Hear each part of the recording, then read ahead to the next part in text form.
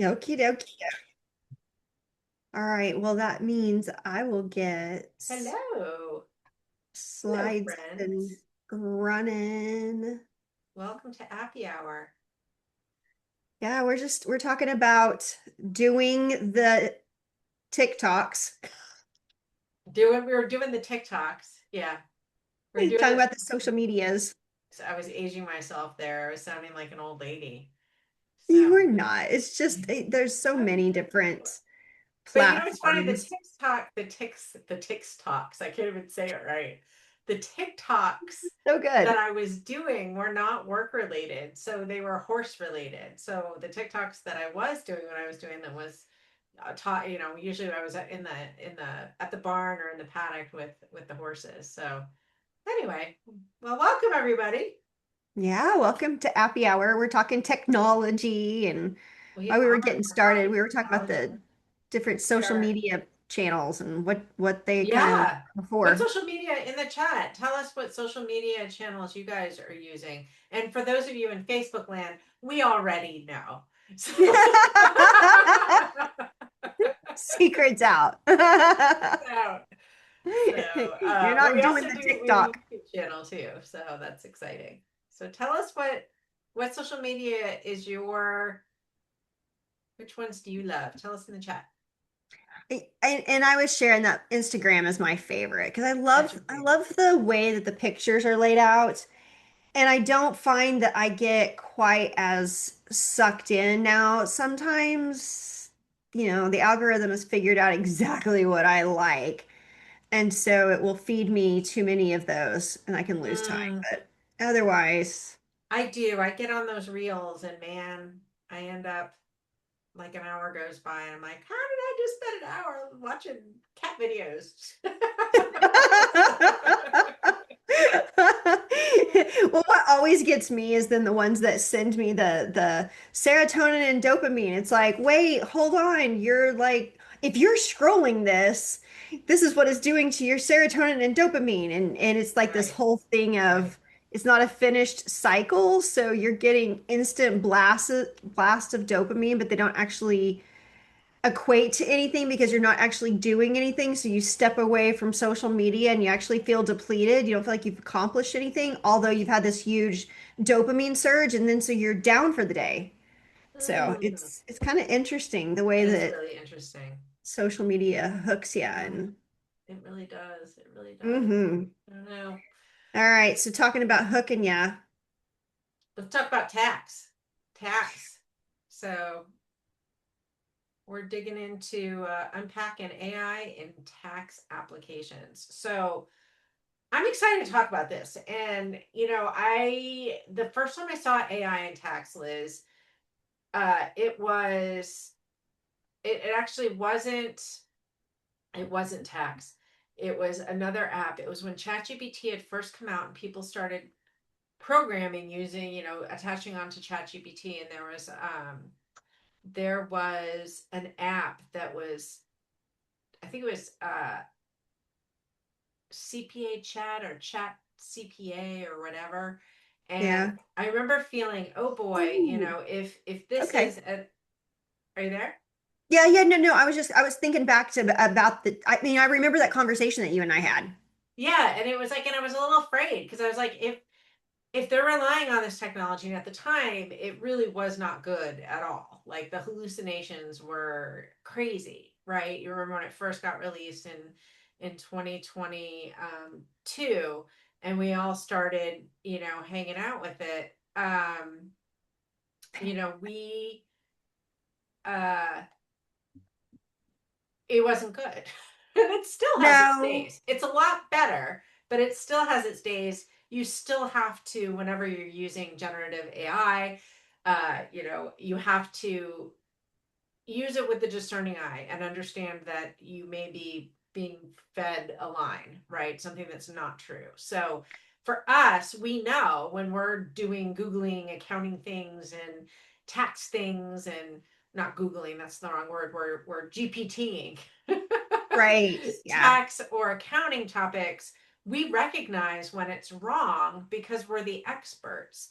But I find, and I'll tell you my experience that actually cost me some money, was I bought my house over the summer, and I broke my water pump. Mm. And I had gone downstairs to the basement to turn off the light to my back walkout of my basement. And I turned it off, went back upstairs, and I got in the shower and I had no water. And I'm like, what is going Oh. on? Right. So I asked ChatGPT, it had me take all these pictures, and it was like, this is this, and this is this. And it had me cut the power and the circuit breaker and all that other stuff. And anyway, long story short, what I had done was I had turned off the water pump. So what I thought was the light switch was the water pump switch. So I called a plumber, emergency, I have no water. They came over, and yeah, big old dum dum. And I had even taken a picture I'd actually given ChatGPT the picture of that light switch, which was the switch to the water pump. And so it could have seen it, but anyway, I relied on it, and I shouldn't have relied on it. So because I'm not a plumber, right? But I recognize when things are wrong with accounting or tax because I'm a CPA. So Well, and I I think that what you're saying to me and what I'm hearing is we're humans first and we need tools. AI is a tool, and you and I are not advocating for all AI. no, totally. And where I was really going with this was that when I first saw this, GBT CPA or whatever it was, that I can't remember what it was, but I remember when I was seeing it, I was afraid, because what I was afraid of was I was afraid of those DIYers that were going to buy this thing that were not experts in accounting and tax. And they were going to use it and rely on it. And it wasn't, if it was just using ChatGPT, I knew that it was going to be wrong and it could get them in trouble. So that was where I was going with it.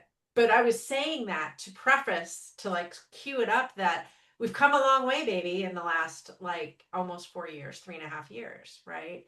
So what we've learned is a lot of these applications, or most the good ones, are creating their own LLMs, right? And yes, they're using some aspects of Anthropic or OpenAI to power it, but they've put the guardrails around it.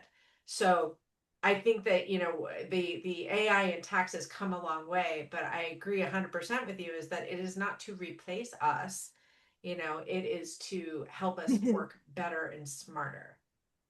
100%. And yeah, David, that cracks me up. Like we still say that in our family. Like somebody will quote something, and the other day it was a religious conversation that we were having, and one of my kids had said something about, well, if it's on the internet, it must be true. So yes, David, I agree with you. That's what David just said in the chat. He's like, if it's on the internet, it must be true, right? If it's on GPT, it must be true. It's like not exactly. Like No. it's a slightly better than their plumber. Oh, funny. But and also, yeah. Anyway, so you have to be careful because it is, AI. These generative AI models, they are trained to tell you what you want to hear, and they will tell you what you want to hear, even if it is not true. So Well, and maybe we should like kind of like back up and talk about that just a little bit. But yeah. to just talk about, whenever we're talking to any of these large language models, what's happening is it's been fed information. And Mm-hmm. like the one that you were talking about in the beginning, one of the things that's happening is it's asking questions and it's giving you, or you're asking it questions, it's giving you answers, and then it's hopeful that you'll correct it if it's not right, and it'll Yeah. continue to get more and more information. So even whenever it's not right, there is a hope that it will get fed correct information either by you, somebody else, or it'll learn more somewhere along the line, and so it'll get more and more reliable. Yes. um and that's whenever it's just an open, pool of information. Whenever you've got some of these that have got some guardrails on it, like some of the ones that we're going to be talking about today, they've locked down who's feeding it information. That's And right. so it's being given more direct information that it's reading us, kind of like a textbook. And it's saying, based off of this textbook, give me the answers to my questions. Right. And in some cases, they're using an SLM, a small language model, right? Which is not drawing from anything but the information it's given it. So in this case, just to piggyback on what Liz is saying, is they're taking the IRS tax code or whatever, right? The actual documents, the actual code, putting it into a container, and then building the SLM around that. So it's not allowing any external, and they're able to lock down, you know, what the user can introduce into the model. So yeah, it's really interesting, and it is coming a long way. That being said, full transparency, I've talked to lots of tax practitioners that have implemented some AI tools this year that were less than what they expected it to be. So I think that it's still, and I also want to caveat that with saying that that's true with any technology where you implement a technology and it doesn't do everything that you initially thought it would do. So you really do have to vet it. But I would believe, and Liz, tell me if you disagree, I feel like you have to vet AI apps more than regular apps because of the fact that it's introducing some of this generative AI information that could be, or could interject hallucinations, right? Which is something that we typically don't see when you have rule-based applications. I would say that where I feel like we're at right now is that we're still very experimental.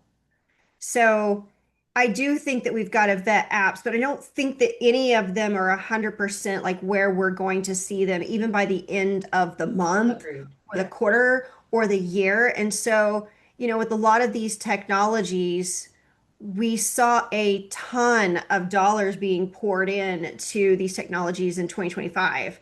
Mm-hmm. And now those dollars are gone. I know that, we've talked about this before, but those dollars are gone, and have they equaled subscription? So we're going to see more and more of the condensing of those technologies. We're seeing it happen already, because AI it hasn't lived up to the hype that it was promised in 2025. It hasn't got there yet. No, it hasn't gotten there yet. That being said, there is still a lot of money going around.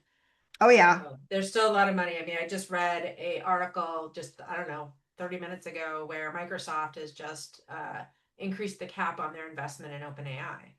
But it's a So large, like the large corporations are the ones who are it investing a lot of is. You're right. It's dollars. not it's not the private equity, or not as much, right? Not as much. There's been a So little bit of a you know, throttle on it for it to prove itself. it was interesting to me too because I was reading some articles on this app that I just found, that actually Joe Woodard actually introduced me to, and it allows you to follow news about specific companies or topics or things like that. I do use Feedly, but this is a little bit different. It allows you to follow companies, and so I follow Intuit and Zero and some of the big players out there. And I was reading an article right before I got on that said that Intuit's stock value has dropped by almost 40% because they feel like it has not. They've talked about the AI transformation, but people are feeling like it's coming up short. Yeah. Isn't that interesting? I think it is interesting, and it's changing so rapidly that I don't even know, Heather, how long it'll stay at that drop. I mean, I feel like, You're right. No, it could go right back up, but yeah, yeah, I mean, yeah, in a day, I mean, it's like crazy it is. The stock market's a really kind of volatile right now, and AI is a big part of that. Is for it? sure. It's like, where is it going? Is it helpful? Is it annoying? Is it safe? We're in competition. Who's going to win? So yeah, I don't know. It's a strange place, and for those of y'all that are wondering where Heather and I stand, I think that we're paying attention to AI because it is making such a big impact. And neither of us feel like it's crap. It's definitely has some value to it. it's going to get more and more valuable as time goes on because it's learning so quickly. It is. It is. I mean, one of the things that you have to keep in mind too is if you have to look at the model. Kevin says, oh, Kevin says if something drops 50%, it has to go up 100% to get back to even. All righty then, yeah. Um, We'll see. It's, I mean, I've been saying all along, we're in the Wild West. We have next to no Yeah. regulation on AI. But there's a lot of, with that, there's a lot of exciting things happening. And there's no doubt that AI has transformed the way that I work and the way that Mhm. most of the professionals that I interact with work. I mean, we are all in on this AI thing. Um, so it's going to be really interesting to see it grow and evolve. But what I would say is it should not, you should not rely on it. Like you still need to be the expert. Yeah. Yep, I agree. I agree. And I love what David said too. It's like,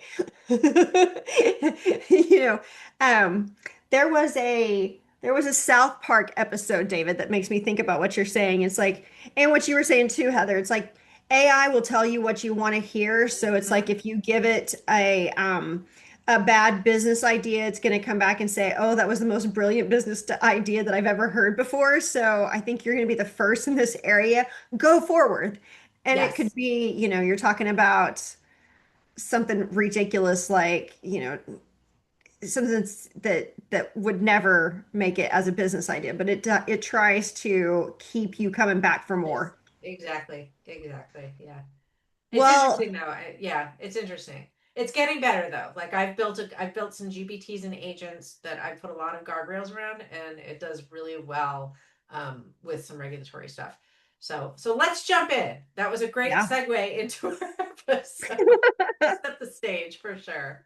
And we would love to hear your thoughts on what do you see in AI. So throughout, we want this to be a conversation. So as we're going through, um, some things, let's yeah. And I like this one. So, first off, it's just saying how competent are you and how much are you using in your daily work? So I would say, on a scale from 1 to 10, are you using it daily? And how confident do you feel about it? Because, like you were saying, Heather, you're using it every day. It's changed the way that you work. I agree. I've got a couple of different GPTs open every day, and so I'm going back and forth and looking at what the responses are, evaluating, and so using it weekly. I mean, I think that it's becoming more and more rapid that we're running into AI and that it's something that we're going to continue to see using Yeah, it daily. I think that, it, yeah, it's funny because I remember when we did the road shows with Intuit back in the day, Liz.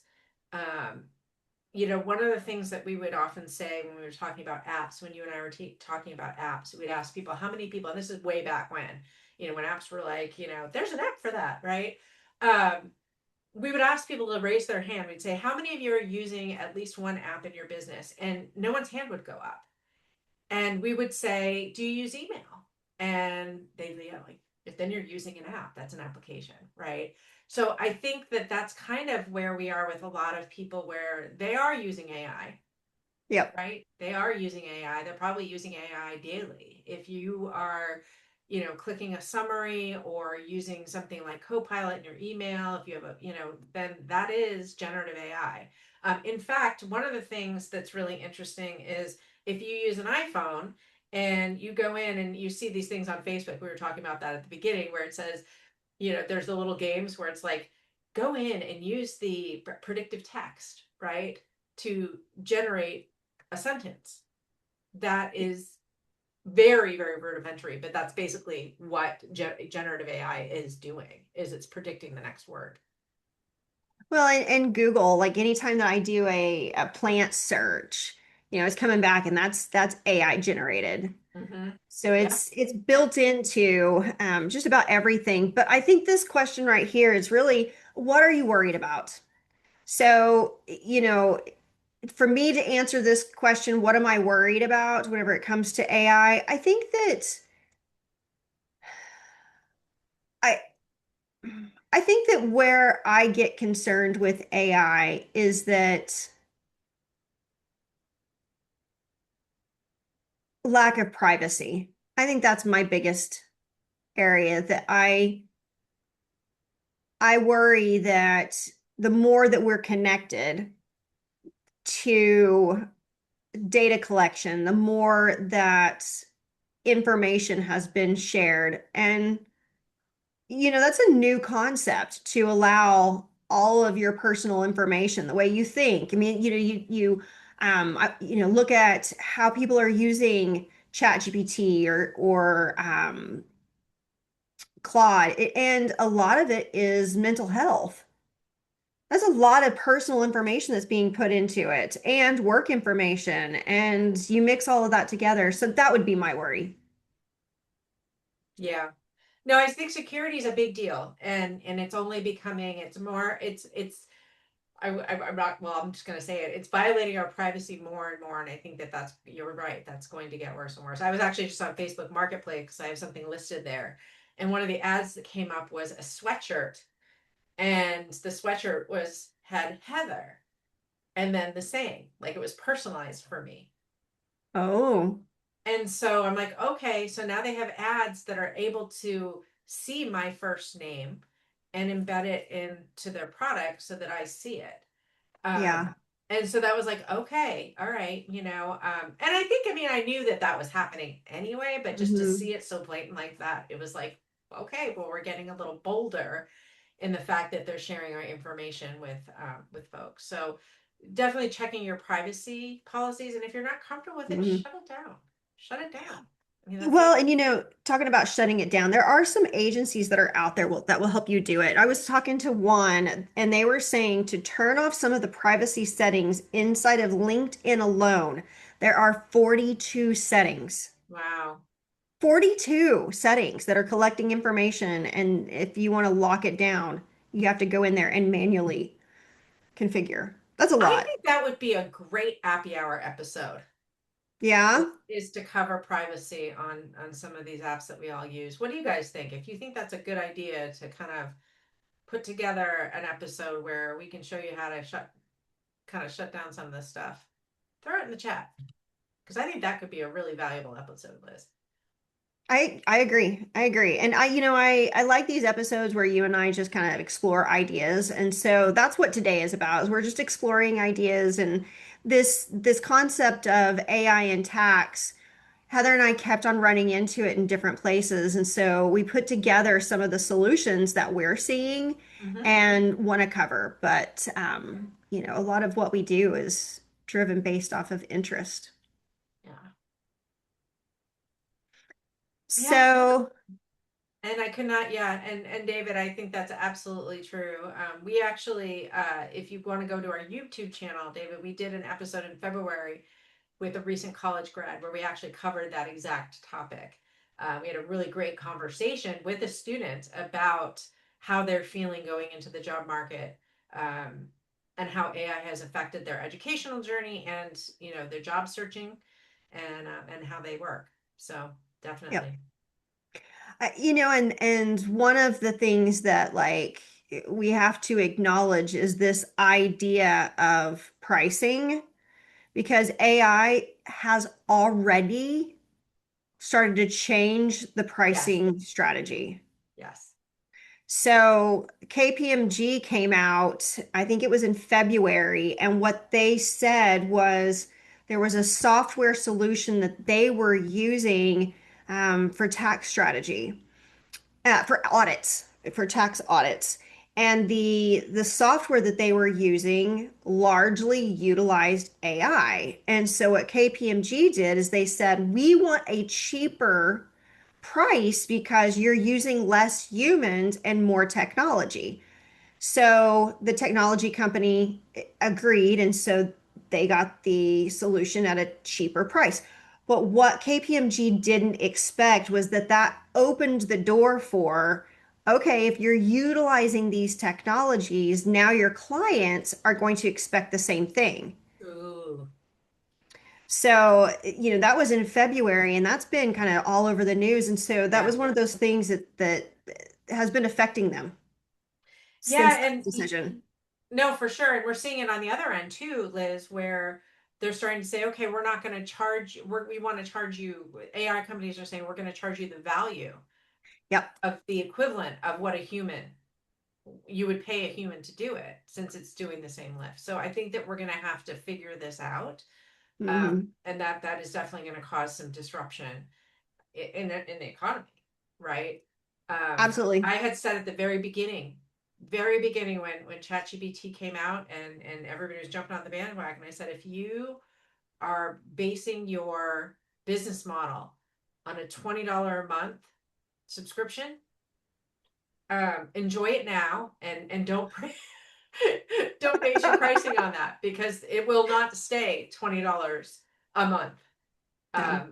The writing was on the wall even back then that value is value. 100%. And that's part of some of the thoughts throughout today is these apps, it's all about what's the value. So if you're Yeah. utilizing some of these apps, you've got to be thinking about it in a value standpoint, not in an hourly standpoint. Because if you can plug in some information to these solutions, it might take you 30 seconds to get a response, Mm-hmm. but you still have to evaluate it. You still have to vet it and then collect that and give it to your clients. I think some of this we already kind of went through, so I'm going to skip through Yeah, this. sure. Yeah. Okay. Um, one of the things that we were talking about is like, where's the difference whenever it comes to tax? This whole idea of where does AI fit into your workflows? This is, I think, a good comparison because if I look at the traditional workflow, I would say human workflow, human gathering the documents, human cleaning and organizing the data, human researching the issues manually. The human is preparing the return. You might be using a software, but somebody is actually doing it. The human is reviewing the errors based on what they know. And then the human is delivering that to clients. Here's the shift over to the AI enhanced workflow, Mm-hmm. intake and classification. Okay, so now you've got an AI agent or form or something that's going out and collecting the information. Maybe it's smart enough that it already is aware of what you know about the client, so it's only asking new information. And then based on that new information, adding it to the new form, but it's able to also automate issue spotting. So maybe it recognizes that they said they got married and such dates. They've added a few children, thinking about a personal return, real-time tax planning. It's like, okay, we can give you some advice as we're going, and then draft the outputs, the return memos, notices. So the notices, all of that can be generated by AI in a matter of seconds. Mm-hmm. Um, the returns, all of these things can be generated with AI. And this is where the human comes in, is to look at what was the output and evaluate that risk. That's right. And I think where we were this tax season, and I mean, I don't practice full time anymore. I have a teeny tiny tax practice, and I'm a ProConnect tax user. They have a new smart intake feature in ProConnect Tax Online, which looked great. And what it does is it can read the documents. You basically upload all the documents, it reads it, and it fills out the intake forms within ProConnect Tax. I was like, wow, that's great. I'm going to try it. So I did my first return and I did it and it pulled the data in. It pulled the data in, it filled it out for the most part very, correctly. But what it did that ended up causing me a whole bunch of rework time Yeah. was that it created a new input sheet in the tax software for every single item. And these were existing clients of mine, right? So what ended up happening is the way that when you roll over a return, you have the prior year data and you have the current year data, and that actually gives you the comparison reports. It helps you with some of the checks that you do to make sure you're not missing information. And so now I would have duplicate input sheets, and so my Mm, prior year data was on the one that I put in, that rolled over from the prior year. And then the smart intake had actually created a new form that didn't have the prior year data. So that was something that I felt like they needed to fix somehow, and I don't know how they'll fix that or if they did, because I, like I said, I don't do a large volume of returns, so it could be later in tax season they fixed that. I don't know if anybody's on the call and had that same issue, but I stopped using it because I wanted to keep the continuity from year to year because that's important to me. So So do those you are go the in there and little delete? things where AI powered apps technically do it absolutely correctly, like they're doing what they say they can do, but there's other workflow issues that these tax practices and these practitioners have that it kind of disrupts that a little bit. And if you have the time, it's fine because you can go through and you can adjust it, but and maybe when it rolls over next year it'll be fine, but that's a big one. I mean, that was a big one for me. Yeah.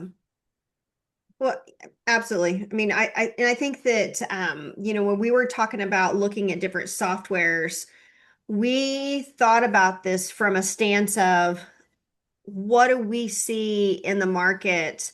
And we took three different softwares and we're, going to highlight them today, but um tax planning. So I'm going to talk about instead and then Blue Jay, and then we're going to talk about Kin Situ. And It's kintsugi. thank you. I knew I No was going to say it worries, no wrong. worries. But these are softwares that do different things, so they're not all the same. But I'm gonna go ahead and like put us over into instead and start here and talking about this one. So why I thought this was cool and why it was worth talking about, Heather. So um I've got a client and they're an accounting firm, and this is what they actually do. They do tax planning. They also do tax preparation, but a big chunk of their income is coming from tax planning. And so for them, they wanted a software that they could use that would help them to evaluate quickly thousands of returns.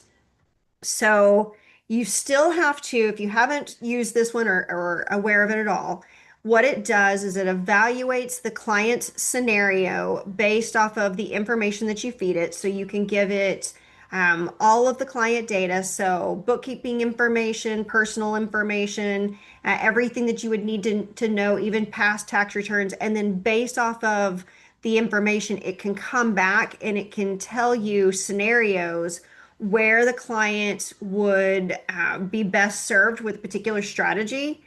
And then in some of the cases with the client that I'm working with, they've been able to save the clients like $50,000 just in 1 year Wow. based off of some strategy. It's designed for somebody who is not specifically a tax professional, but can give some advice. And then what I would say is maybe you could have someone who's plugging in the information can evaluate it to see if it's worthy of then putting it to the next person for it, an actual tax professional that's in your firm to be able to say, yes, this is a strategy that we should utilize, and then taking that to the client. And the way that this is being billed in the scenario that I'm talking about with this client is they're billing it based off of the tax savings, not we're going to do this for you. It's going to be $1,500. It's more of here's a $50,000 savings, and we're going to bill you a percentage of that. Wow. Yeah. Yeah, I think with the tax planning, we're going to start to see, I think with all of these that we're talking about, we're going to see a big increase in the players in the market for sure. Um, that's awesome. And so this one, you're saying that instead tax planning is actually marketed direct to the business? No, no, but No? it is designed for accounting firms specifically. Yeah. Oh, it is. Okay. Yeah, yeah. Okay. But the way that they've positioned it is that you don't have to be a tax professional, but I would say I think it's more than that. I think you really do need to be able to interpret. So somebody like myself, I don't do tax, so I can look at the planning and I can see it enough to be able to say this strategy makes sense. This needs to be evaluated by the actual tax professional. So that's kind of Yeah. the framing that I would give it. That's really, I mean, that's really cool. Yeah, very cool. And And I'm it's looking at it, it does it. It's going directly to business owners, individuals, or you can work with your CPA. So it looks like they do both. They go direct to market and to firms. you know, and I would say that the language on there, makes it sound like anybody can do it, but I would say even with my comfort level, it's like there's things that I didn't feel comfortable with agreeing to. So I think that, like with my client scenario, they're perfectly positioned because they are a tax firm as well. So to offer these types of services on top of, and it gives them revenue throughout the year. Awesome. And it looks like they have like a GPT feature, right, where you can ask questions about your return. You can build a tax plan. It allows you to do estimated tax payments, and then it looks like they're going to be offering tax filing soon. So Do you it's want to share not screen? released yet, but you want me to share my screen? Sure. Okay. Go for it. Yeah. Let's go ahead and share my screen. Where is my screen share? Ah, right here. So yeah. So if we, can you guys see it?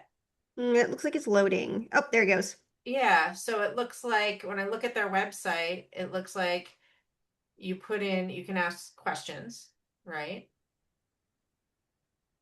Um, it'll it'll kind of search through the resources and tell you where you can save money, and then you can build your tax plan. So it looks like you're uploading information, and then it'll go ahead and pull the information, give you the research. And again, I can see, Liz, that it's explaining it to you, but not everybody's going to understand this. So I agree. This Hmm. is more suited for a tax professional.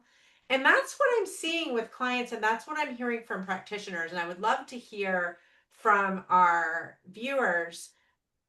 Do you know, what did you hear from clients this year? I feel like what I was hearing from other practitioners was their clients really want a person doing this. Yeah.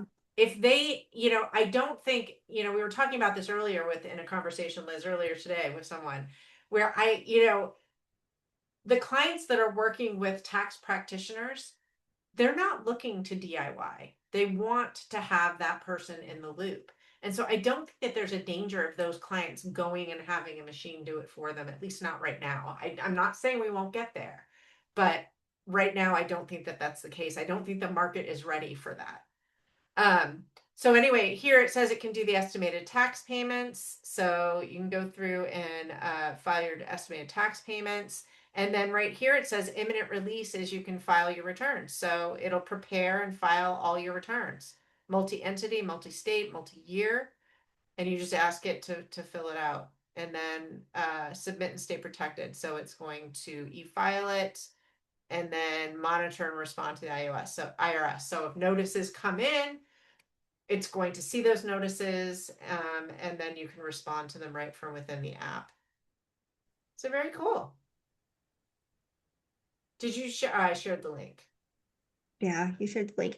And Miriam, you asked a really good question, which is what's the security on this particular solution? And They oftentimes actually, they've put it on their website. Does it say if it's SOC uh, compliance? let's see, resources, security. Let's take a peek. Okay, Oh, so Sandy, yeah, Sandy, Safeguard your SOC 2 certification. So there's SOC 2. You can download, and you should download the report and read it. Because they have a report means somebody looked at it, it doesn't mean that it's compliant. And then this is their white paper. So if you go to the security, you can download. And we obviously don't have time to go through all of that with you guys on today's webinar, but this is, yeah. And they have their privacy policy and then the access and compliance. So, then Heather, do you mind going over to pricing? Because whenever I looked at it, it's really pretty inexpensive. oh yeah. I was a little shocked. at how So, well it's working. yeah. Did you try it, Liz? Did you take out a I- trial? No, I didn't, but I've got a firm that's using it, a client that's using it Okay. And and they're really liking it. That's very heavily cool. using it. Yeah. Very happy with it. Sole proprietor per month. Here's the complete features, tax positions, common deductions, entities. So they're doing 1120s, 1120s, 1065s. They connect to QuickBooks for nothing, it looks like. And then to upload your bank statements, investment accounts, and retirement accounts, it's $100 a month per connection. And then you have all of these users, so you can invite your tax professional in. That's cool. Hmm. That's cool. I wonder what the for accountants is. So you become a partner, so they get a discount. You get revenue because you advise. Interesting. And that's the pro dashboard. I wonder if it's free. I don't No? think it's free. No, For accounting firms, you don't think it's free? no, no. I think they're paying for it. I Are think they're they? paying, but it is not for the value that they're billing to the client. Mm-hmm. It's they've got very profitable margin. Okay. Nice. Yeah. Very cool. Very cool. Good find for sure. I think our next one that we were going to talk about was Blue Jay. Yeah, yeah. I'm gonna head over to Blue Jay and Do you want to share Blue Jay or you want me to take sure, it? I'll start and then maybe Okay. do the same thing, Perfect. flip it back over to you. Okay. That way we can kind of tell a little bit about it. So the thing with Blue Jay is that they are doing deep research. Mm-hmm. So like what you were talking about before, Heather, where ChatGPT, some of these other GPTs can hallucinate and give you bad information. What Blue Jay is saying is that they have sourced the information. They're going to share with you where the sources come from. They're going to share with you um, court scenarios and help you to be able to interpret specific scenarios. So very complex research. Um, they also do some tax prep in here too, but it's designed for this idea of helping to answer complex questions. Very cool. I'm not seeing that they do tax prep on their website. I don't know if they have a different website for that. I'm seeing just the research. Okay, so let's just say the research, because that was what I Yeah. was familiar with too, but it said prep in here. But Okay. the Yeah. research is what I was familiar with. Yeah. And it has this scenario, and I can pass it over to you, Heather, if you're seeing more on the Sure. website. But it has this chat back and forth. So very similar model to what we're used to. You've got the various different chat threads on the navigation bar, and then you can ask it questions, and then it'll give you answers, and it will even tell you um, it'll write up for your client, so it'll explain it to you. It'll explain it even more uh, easier to understand for a client, and then it'll give you the sources too. That's great. So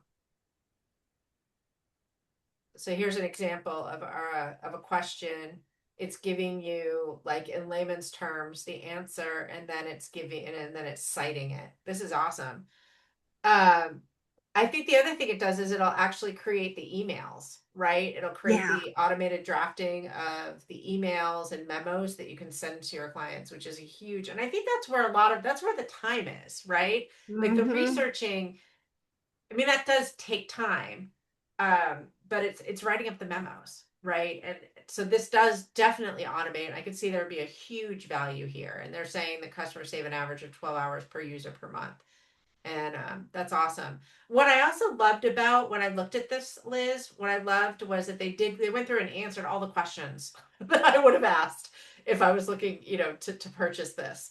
So if you go down there, it's like it talks about how they created it. They put their pricing right up front.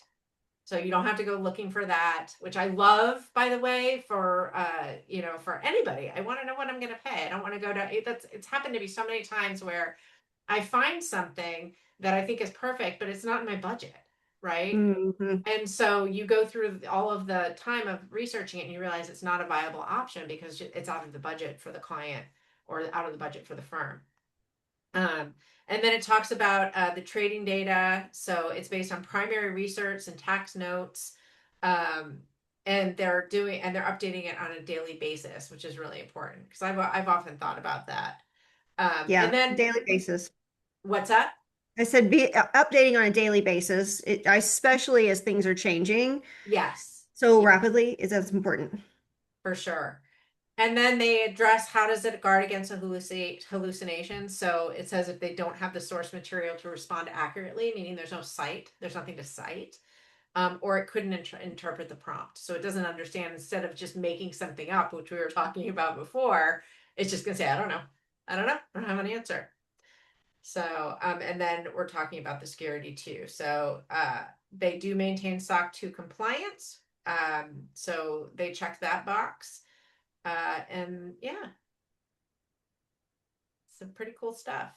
And I'll go ahead and share that link in the chat too. So if people want to go and check it out, um, they can do that. And I think that this one, Blue Jay, is very uh, dependent on your needs. So not everybody is going to need that solution, but I like Yeah. knowing that it's there for those who have true deep tax questions and need research. That is a pain. And so it's right there. It's going to give you information. So if you are, especially if you're um, practicing tax and legal, Mm-hmm. that'd be a great resource. So then we also did this other solution, Heather, that I had the most difficult time saying. It's kintsugi. Kintsugi, Kintsugi. which is actually the name of an art form. Um, which is it's kintsugi pottery, which I know I'm going off on a tangent, but it's really beautiful. It's this pottery. So it's the art of taking broken pottery and piecing it back together using precious metal like gold or platinum or sterling silver. It's really beautiful. So uh, that's what they decided to name the app. So a little fun fact there. I like the fun fact. I think that's cool. Yeah. That helps to explain, why it fits in sales tax. Okay, I get it. It's broken. Um, but one of the things that Heather and I were looking at and why they popped up is sales tax is very complex. And what they're doing that's different is they're utilizing AI in order to aggregate information. Again, it's updated on a daily basis, so that way you know that if any tax laws changing, that you're able to make sure that you're complying. So they're doing some really cool things whenever it comes to calculation, explanation, being able to integrate with a lot of the different apps that are out there. Yeah, they have over 40 integrations. They cover over 100 countries. So if you're doing international, if you have clients that are doing international, it can handle that. It can do registration, the filings. It's doing all kinds of cool things. So it'll monitor. So you can go through and see if you have Nexus in different areas, which is really, really cool. And then you can obviously file and pay your sales tax. One of the biggest pains in the butt whenever it comes to e-commerce is sales tax. And I would say that some of the other solutions that are out there have, accommodated e-commerce, but they weren't built for it. And that's one of the things that's different is this has got more of like that, millennial type mindset that businesses are online. And so we need to build for that type of business. And so it's very flexible in that way. Yeah, no, it looks great. And some really exciting news is we're actually going to have Kintsugi on Happy Hour coming up in just a couple of weeks. So we'll be able to get a deep dive into how it works, and you guys can come back and see if it's something that will really help your clients and your practice. Absolutely. And to be able to understand what's happening at the calculation level and be able to ask questions. I think that that's one of the things that clients struggle with is tell me why. Why do I have Nexus in that state? Tell me why. What were my thresholds? And so that's the kind of information that you can get from this chat back and forth so that we can further explain to clients what's happening. Agreed. I mean, when you are using, with sales tax software that we've had in the past, the setup is so important. If you don't set, and even the sales tax tracking in like QuickBooks and and Zero, if you don't set it up correctly, it doesn't calculate correctly. And a lot of times it's the client that's trying to set it up, and it's supposed to be easy. Right? It's not. We all know that it's not easy. So this is probably one of the best cases of AI, where it can really help us. So Yeah, I'm excited about that demo. So we'll have that coming up. But the idea here is Heather and I wanted to bring to you what's coming in a variety of different spaces in accounting whenever it comes to AI. And tax, this is one that's going to make a big impact. And how we price, I think, is another big part of that conversation. So tax returns have typically been priced across the board at a kind of a standard rate. I think that that's probably going to change. yeah. I think there's a whole lot more opportunity for tax planning to happen in, any size firm. And so whenever you start talking about that, that's where the clients really want to have the advice. They're like, yeah, I get it that, I need to have my taxes filed, but, so and so says that their tax accountant can do blah, blah, blah for them. Well, you need some strategy, you need some help on, what would be the best practice for that particular client. They don't see themselves as different, but utilizing softwares to help you find the best plan for a client and then to talk about it with them, hmm Where help I them see understand. where I see this really becoming, um, really supercharging tax practices is when you look across the entire firm. Right. So looking at different tax treat and being able to look with inside a return and see all of your clients that benefit from a certain tax treatment or have, specific, uh have specific tax items or things that are happening, or even looking at, you know, all your clients that have a particular employer, like being able to use AI to look at the details of the tax returns across your Mhm. entire firm. I mean, think about how you could really help and grow your practice with that kind of information. And I think we're going to start seeing that. And I think we're already starting to see like some of these solutions talking about how they're going to be able to do that and implement that for firms. Absolutely. I think that this whole idea of the reframing of how are we going to price and stay competitive with Mm-hmm. so many tools and the pricing of the tools and the usage of the tools and the different users in your firm that are able to use the tools.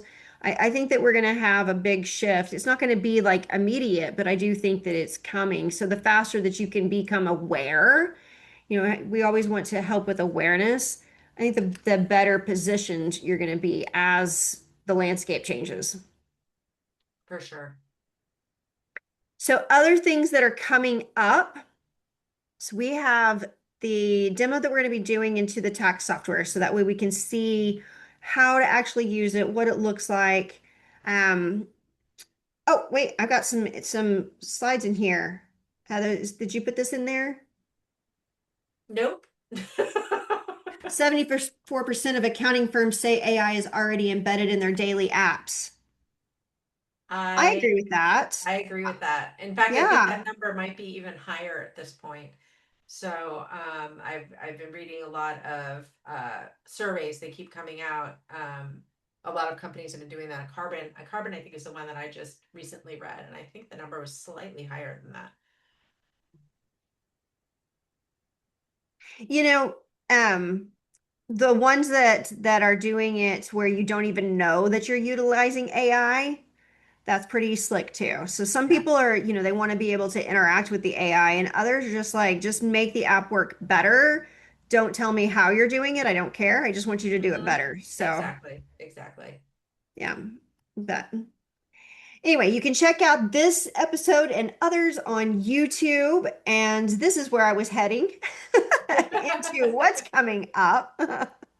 So we've got a couple of really cool episodes that are coming up. We're going to have the sales tax episode that's going to be around the corner, and then we're going to be talking to App Inventory, which that is a solution that helps you with app consulting and then also just looking at where the spending is happening inside of your client's business and even your own.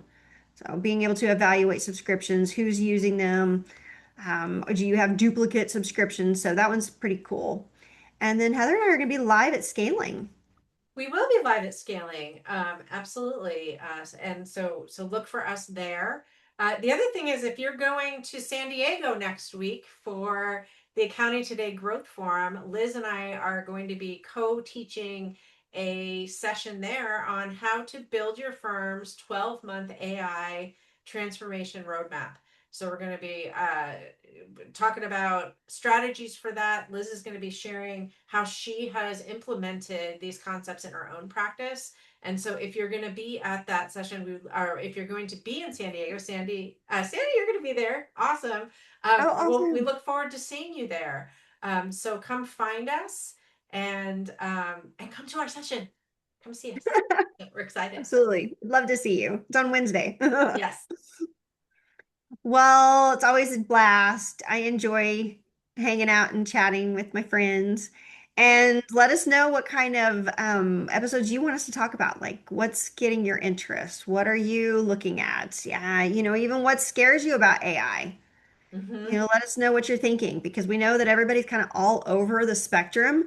Like I was saying at the beginning, Heather and I, we both have our feelings about the direction that we're headed, but there's some awareness that you just have to as you're implementing AI, put in place. So security, best practices, workflows, just awareness.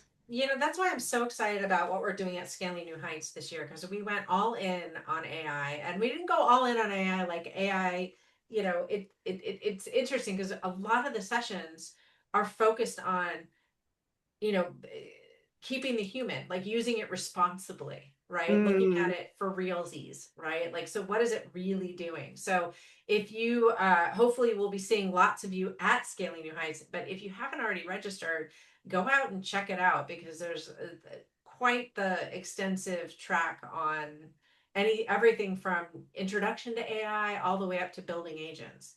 So, gonna be some really cool stuff. And we have Daniel Susskind uh, who's going to be talking on Sunday in the afternoon keynote. And yes, Sandy, the agenda is out. All the sessions are out. And if you are registered, the app launched last week. So if you want to go, you can ooh, start picking your sessions. Liz is doing a session on AI app consulting. So, and she's also doing a main stage on how ooh. firms are really using AI. So she's going to be moderating a panel with three firms, a small, medium, and large firm, on how they're using AI in their firms. So really, really cool stuff. Absolutely. I can't wait. It's Mm-hmm. always a good time to be able to, network and explore and ask questions to fellow peers. What are you doing? What's working? Mm-hmm. And, the same thing applies to the AI world. What are you doing? What's working? What's not Exactly. working? Exactly. Yep. Yeah. Yeah. So, It's a really exciting time, but it's a very exciting time. But with all that excitement, it's also really important to stay grounded. yeah. So, Great advice. all right, I like the way you're everybody. saying it, grounded. We're at Mm. the top of the hour, Liz. Always a pleasure to hang out with you. And we'll see you guys next time on Happy Hour. Cheers until next time. Bye.